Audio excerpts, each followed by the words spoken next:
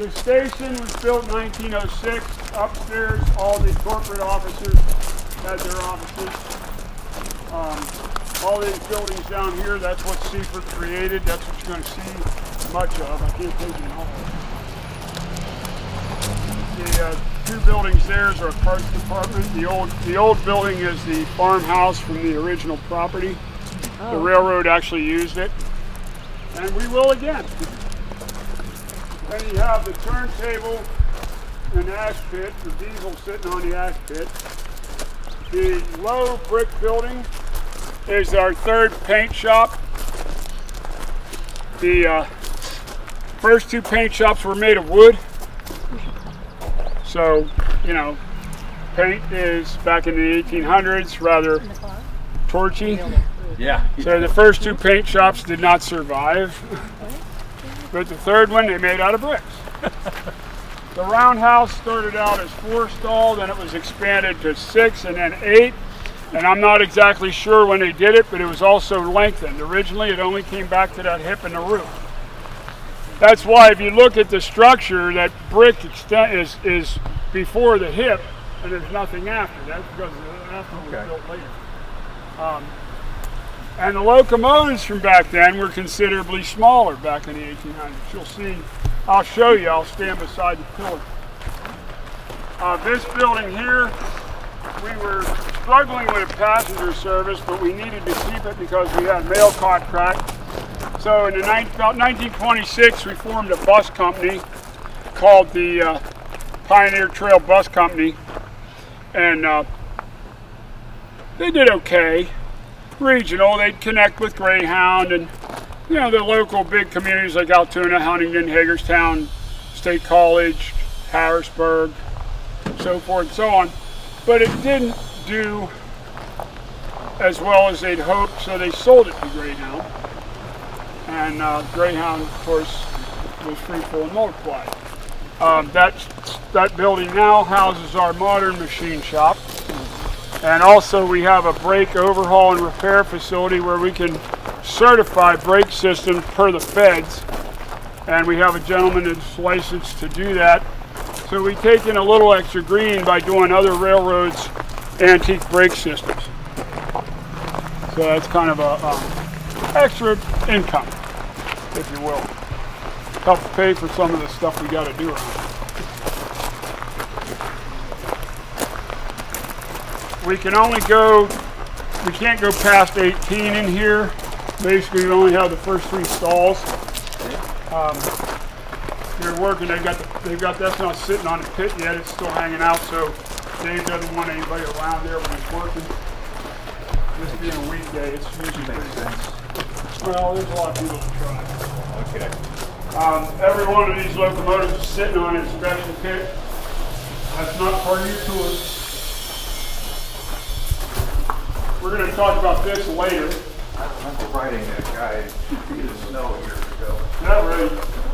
I bet that was cool. Exactly. We were all standing around with the engine up there trying to keep going. No doubt.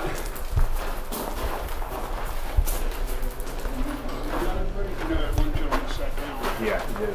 You going to stay out there?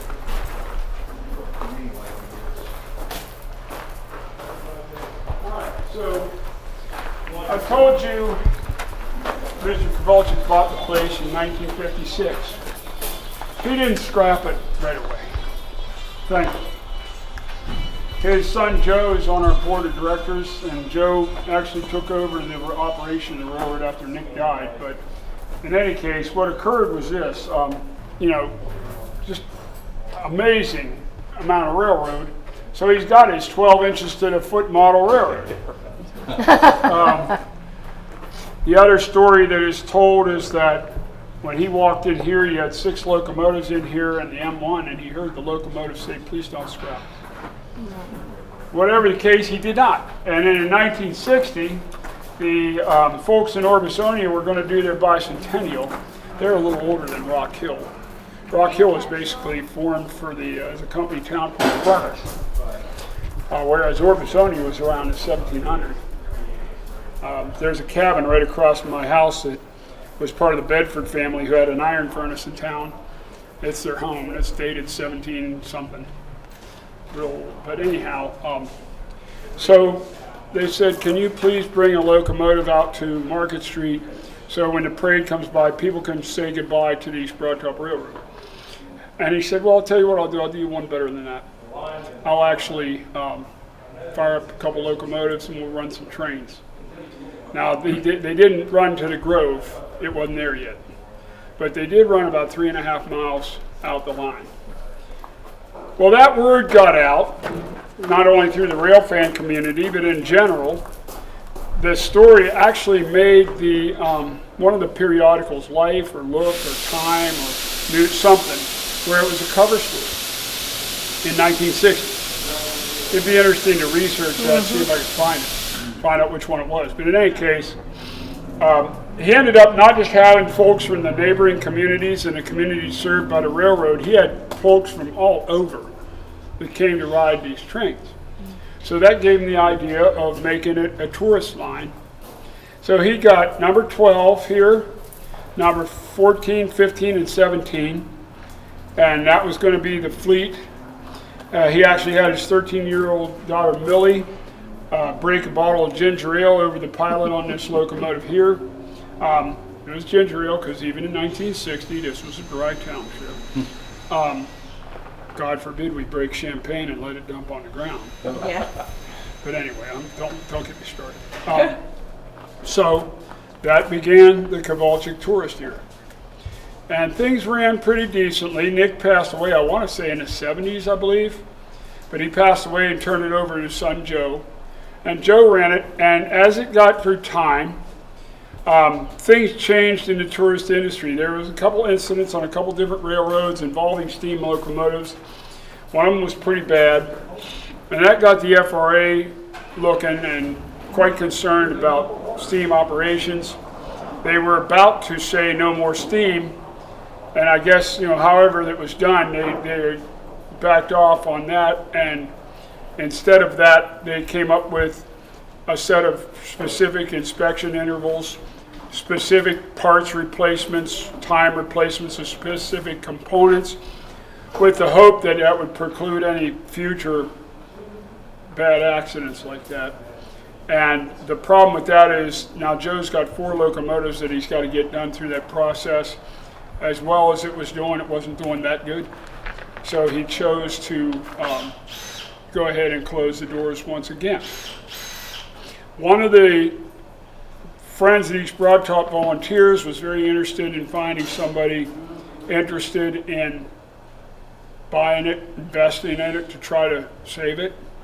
And he was able to find that, and there was actually a total of 6 former railroad executives that my boss included, Wick Norman, who formed a nonprofit foundation, the East Broad Top Foundation. Went to Joe, they sat down, they came up with a price, they bought the railroad. The only part of it we didn't get was a 4.5 mile stretch south of Mount Union south. So there's a chunk of it we no longer own, but we own going south all the way to Robertsdale. So I think there was a couple little parcels that were conditionally sold or something like that.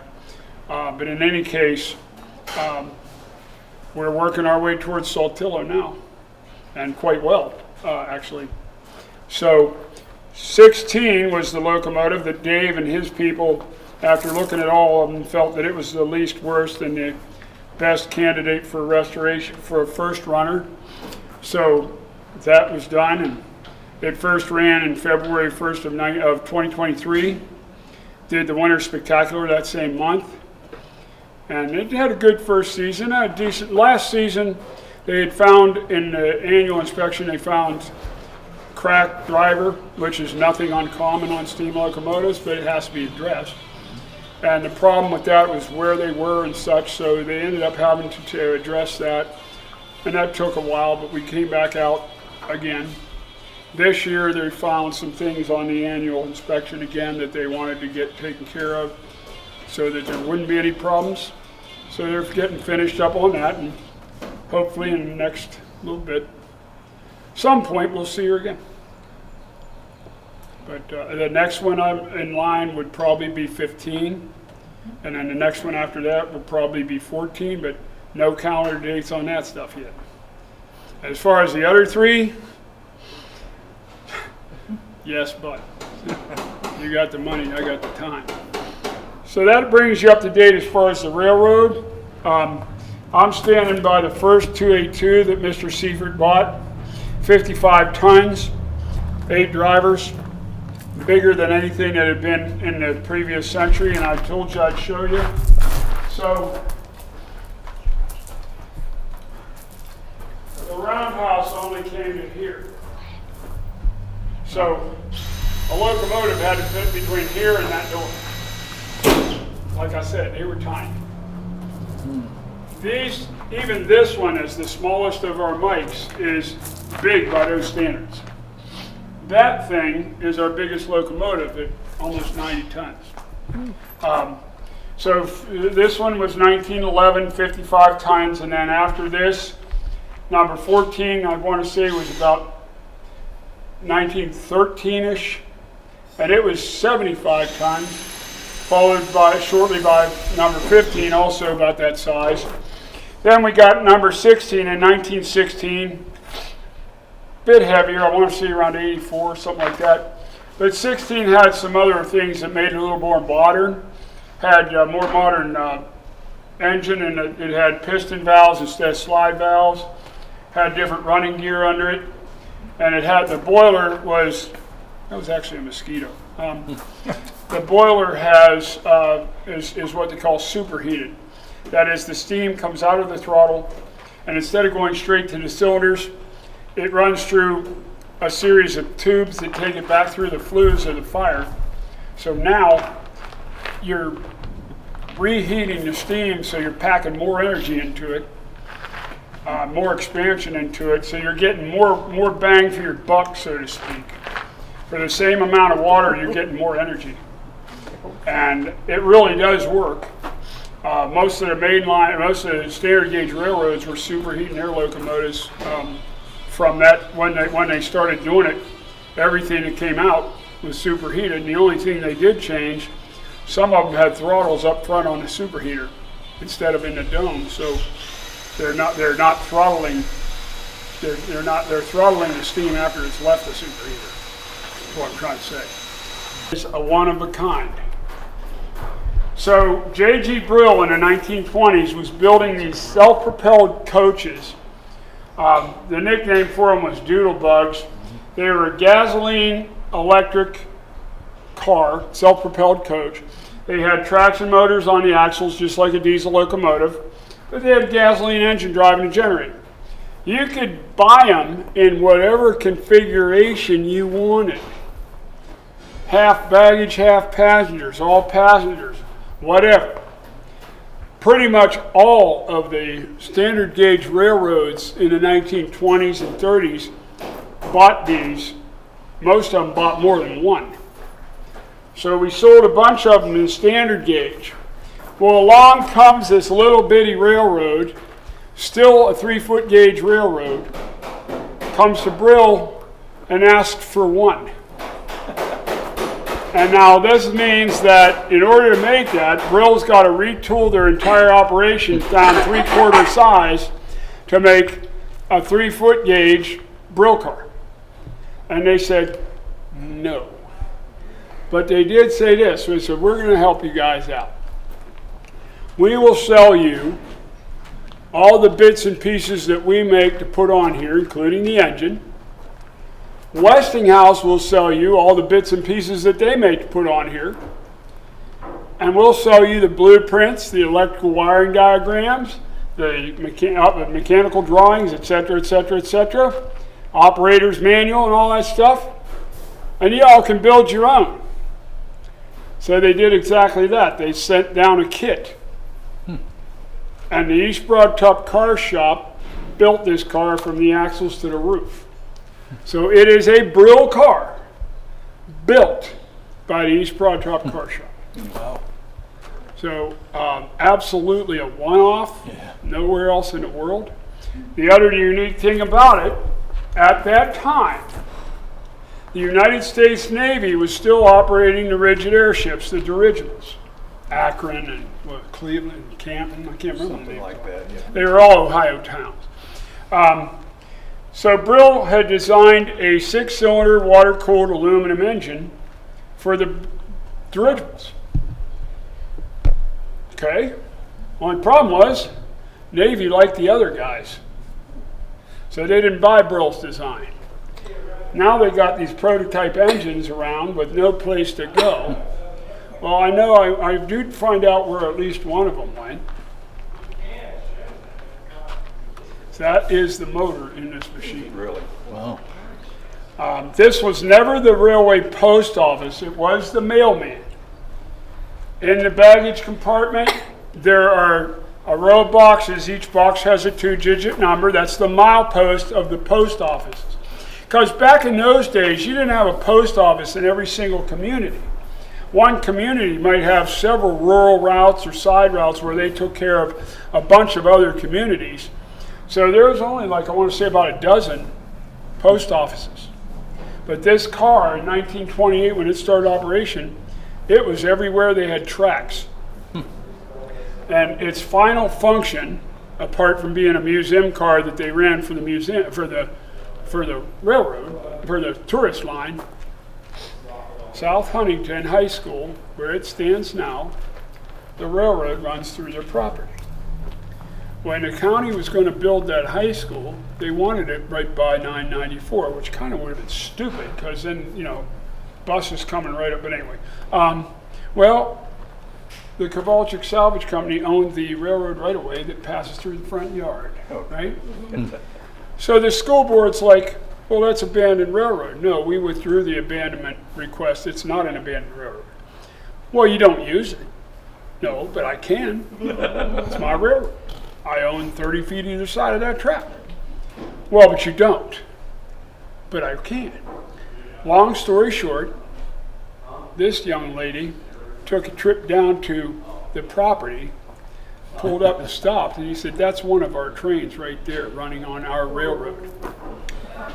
So today, when you go down 994, maybe to go to Three Springs to get something to eat or to drive down to Saltillo to look at our station down there, you will note that the South Huntington High School sits back off the road about 400 feet, and there's a railroad track running through the front yard. It looks like they were working on that. Yeah, they dug it up. They're getting ready to, excuse me. They're getting ready to relay it. We've laid into the property up to the first driveway. We're not going to cut the driveways till we get the track all the way across, and then we'll cut the driveways and panel them in. Is this operational? Yeah. I forgot to get to there. Yeah, it still runs. That was my primary job on the railroad. Track lane. Nice. Boy, we can use you. Putting those cross ties down, putting the rail in, and nailing it down. We do most of it by hand. I mean, we got a rail crane. We got a crane truck that can pick up the ties and pick up the rails and stuff. He'll pick up a bundle of ties, but then we put them in by hand. Wow. Yeah. We got a tamper and a ballast regulator, all that stuff. Most I ever did. They don't even have one of those real fancy alignment rigs. They do alignment the old-fashioned way. Yeah, I did that on a tourist line down in the Virginia mountains. I knew there was a guy that used to work for B&O that used to carry a broom around with him. And he'd come out away from the track, down the tracks about 500, 600 feet and go like this with his broom. And figure, okay, guys, I need you to take out just a little. They'd have a front end loader and they'd shove the whole track. Wow. Until he was happy. So that's all I got in here. Let's see if we can get you guys over to the shop before it pours. One crew did get trapped in the shop because of downtime. One thing you'll notice as you walk past these are deckless cabs, meaning that in order to save on overall length, because of the curves and everything that were already down, they set the cab down on top of the firebox. So the engineer is standing next to it. The fireman is on the tender apron to shovel coal.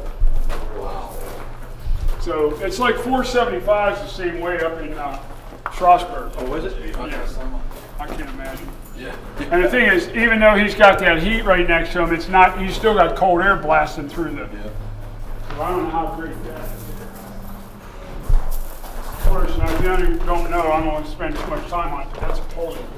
Okay. The singular most suicidal operation on the railroad. dangerous.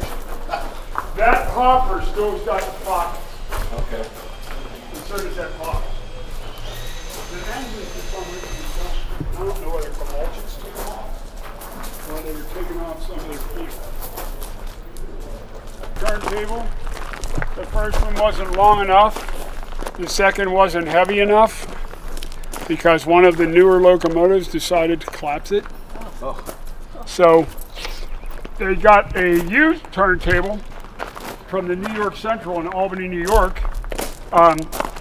When they were upsizing their table, they sold us the old one. They had to split it to get it in there. That's why it's got the big plated patch on there. Yeah, I think that's 100 and some feet, isn't it? It's an Armstrong table now. It used to be air powered. The air motor gave out. It's not too bad with the diesels or the M1. 16. Oh. You have about a 7-inch range. If you're not in that range, don't get too close there. They get antsy when people are up real close. We'll go around the other side of this 19 here. That's the parachute. I gotta close the doors. Huh? I'm the parachute. Yeah, no, they get excited here. I couldn't, I don't know, I could probably do that if I had to. I don't know if I could jump out of an airplane or not. Oh, you get that close to the door, it'll suck you out I of was it. going to say, you don't really have a choice at some point there. This locomotive's kind of interesting. It's a 1946 Porter. It was re-engined with an Alco engine instead of the Cooper Bessemer. So it sounds like an Alco, because it is one, sort of. It's like a hog. It's like Harley. It sounds like Harley. Cooper Bessemers were used in ships in a lot of different applications. It's a really old diesel engine. This house here, this is the oldest building on the property, maybe the oldest building in Rock Hill, I'm not sure. This was the farmer's house. This was a farm. Oh, really?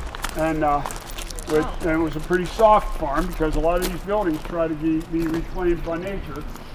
But the railroad used it for the master mechanic's office where the bay window is, and crew reporting station, and upstairs was part storage which was connected to the warehouses. The summer kitchen, Dave puts all of his lubes and greases and water treatments and that sort of thing for the locomotives, so they're handy when the locomotive's out here on the pit. And they're also in a stone building that probably ain't going to burn. The two warehouses show you before and after, although I should say in progress and after now, because the storehouse 2 is actually in progress at this point. They've got it to its proper height, and you can see by the gap between that and the concrete pads how far down they and it had sank. Those pads were put in there in the 1940s. Before that, that wood was on the soil. Okay. In most of these little buildings, they're sitting on the ground. Back in the 1800s, we didn't do footers, or now the bigger buildings, some of them had stone footers. Okay. But a lot of these buildings sitting right on the soil. That's how they did it back then. All right. Brand spanking new pen stock, better known as the water column, better known as how you fill a steam locomotive tender. We've got another one they finished putting in down by the coal dock, so now we've got 2 of them fully operational. We just got to get 16 working. Now where's he going? I guess he's going back over to the car. Yeah, he's done for the day. Okay. I just got to watch it because we're not supposed to let people just wander off. Supposed to have an escort, but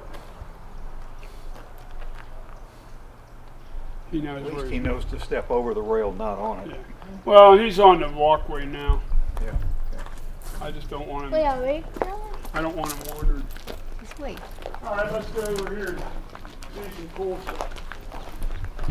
When you walk through these doors, you are going back probably to about, well, it's kind of mixed because you're going back to 1872, but then you're kind of going back to 1905. And then, like I said, there's one machine that was put in 1920. you. So, we're going back.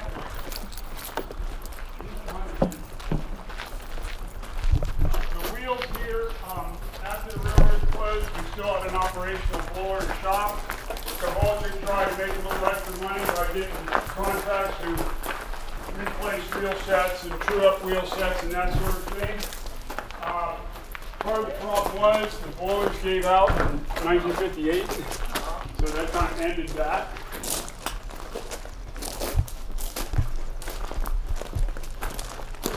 Somebody didn't.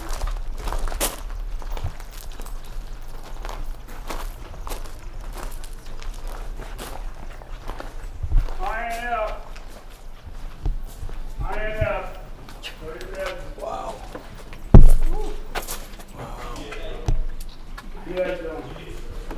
Look I'm at just messing with it. Y'all look around for a minute. I'm sure we usually get a wow or all. Yeah, well, this is like unbelievable. This is, like I said, it's unchanged. It's never been modernized, never been added to. How many Well, employees would be in this room at one time? Well, it would have been about 75 or so in here. Now, that wouldn't count the blacksmith shop and the foundry. That'd probably be 10 more, because you have about 5, 6 guys each plant, each place. You had pattern makers over in the pattern shop that made the wooden patterns for the foundry. These were all master craft persons, master machinists. Down here behind this center section is mostly wheels and axles. Over here would be general tool making and part making and whatever, fabricating. Back where the other folks are, that's the boiler and sheet metal shop. The locomotive back shop is where 14 is sitting with their guts hanging out. Yeah. Actually, your guts are removed. Yeah. The flues are out of it, the front flue sheet has a gaping hole right in the center. Whoops. So it's going to need to be replaced. That's just Well, 1450 were the last two. So when I rode, it was a double header in 2008, so it had to be built. It's probably 30 years ago or something. They're spectacular. The last She's not going anywhere. She's revenue can't walk anymore. train came out of Mount Indian with a string of empty hoppers. That was 17. You can walk back there if you want. The boiler has been gridded off with measurements. They get an ultrasound on it. Oh, So make sure it's all set. Huh? yeah, I mean, I don't know anything about what's limitations or any of that kind of stuff, so I really don't know what's good and what ain't good. A punch on this side and shear on the other, that's the biggest machine in here. Yeah, you can walk on it. You can walk on it, it just ain't. Yeah, now this place was added to because mine Seaford, it wasn't nowhere near this big. This bush hog fascinated me because I thought that was a Maytag washing machine motor. It's actually a Jacobson, and I had a tourist in here the other day. He said Jacobson actually made a bush hog. Really? And with that being a Jacobson motor, we figured, well, it must be original Jacobson. And I thought it was something somebody cobbled together. Using a Maytag motor, because it sure looks like a Maytag. All you need is a pedal starter. Yeah. That big roller will take, I think, 3/4 inch steel. Will it really? That's amazing. I'm not sure of that, but I know the punch and the shear will cut 3/4 inch steel. Okay. And then the two welders, they're worth looking at. They're both Lincolns. One of them, I think we found a date on it, a patent date of 1920, which I didn't even know they had arc welders back then. Yeah. Oh, this is heavy. Dude. Old stick welders. There is a, somewhere in here, and I haven't really run around finding it, there's a threading machine made by Pratt & Whitney. Really? Yeah, which I didn't even know they made tools like that. Yeah, me neither. Most of this stuff was bought used. The steam engine was bought used, and it was put in here in 1872, so it could very easily predate the Civil War. Some of the machines, the older machines, predate the Civil War. So it's, this place is. This is history. That forge was for heat rivets. Wow. Yeah, that thing runs. It's a beast. We run it. It's run very slowly because We can only get the steam engine up to about half speed to third speed, depending on how happy the compressor is on a given day. Because that thing takes so much volume that the compressor won't. So you can use some of this equipment? We can't use it, but we can show you how it works. Okay. Like there's a planer over on the other side. It's more of a horizontal mill. That thing is so cool because you set your range on your table. Yep. And the mechanism is such that it carries the work across the tool bit, and then it hits its stop. Yeah. The system switches the belt over so that it's like two belts side by side, and one of them is flipped. Okay. So you're running on this belt going one way, then when you go the other way, not only does it reverse direction, it increases the speed. So the table feeds it across the bit, back it goes, another trip across the bit, back it goes. I mean, it's pretty cool to watch. And we're running this engine rated at 120, so we're running the engine between 40 and 60. Okay. Nowhere near what it would have done. What Brad wants to do, our manager wants to find a little boiler like Jay Leno's got. Something that would be able to feed that engine what it needs.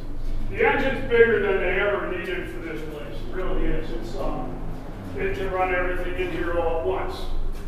So it would have been, and the good thing about that is, if you've got that situation, you're not beating your engine to death on every almost day's work.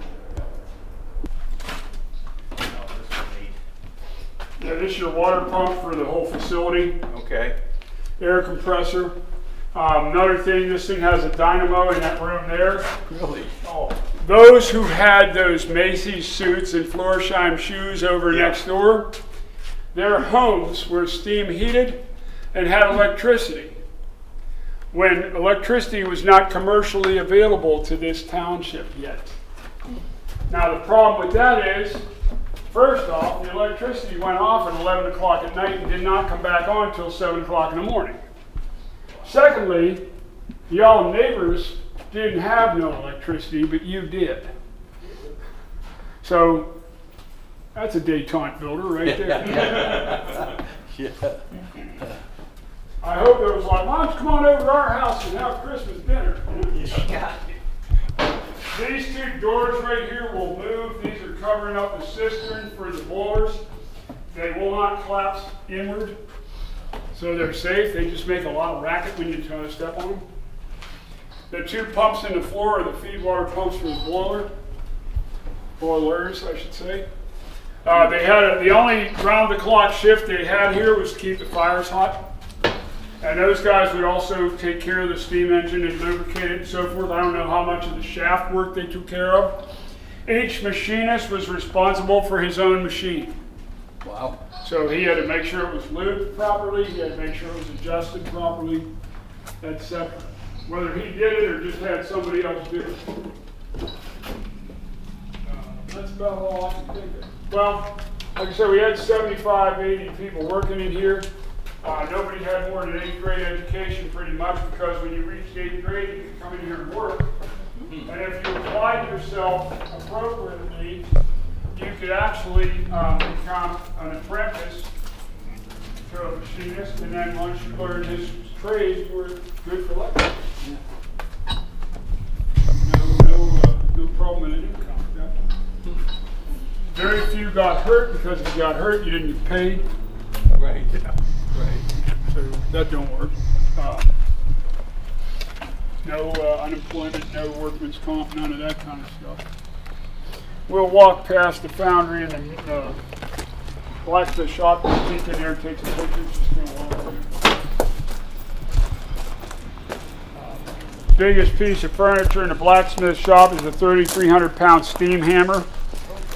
Biggest there's two things in the foundry. You got your big iron blast furnace, and then you got a big jib crane in there for moving the mold boxes around.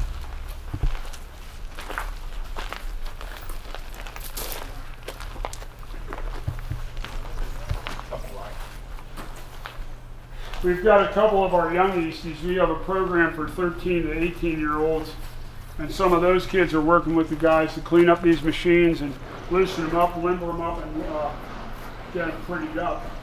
so that we can demonstrate more of them. That thing there, I doubt we ever demonstrate, because I doubt that cylinder will hold steam pressure. Okay. And I'm not sure I want to hear that come together. I've heard a press way bigger, or a hammer way bigger than that one. But still. Back in the very corner, right back in this corner, is a brass furnace.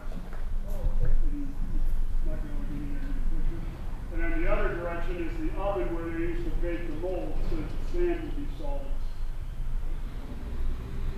You put your wooden form in the mold, and then you put it together, and you put it back there to bake it, and you brought it out, pulled the mold out of it, or the form out of it rather. Then you carried it over to the furnace and dumped your batch in it and crossed your fingers. Some of the casting information on these wheel sets, because we didn't cast our own wheels. Okay. But some of the casting information on these wheel sets is kind of cool, because some of them are pretty old. Carnegie, all different places.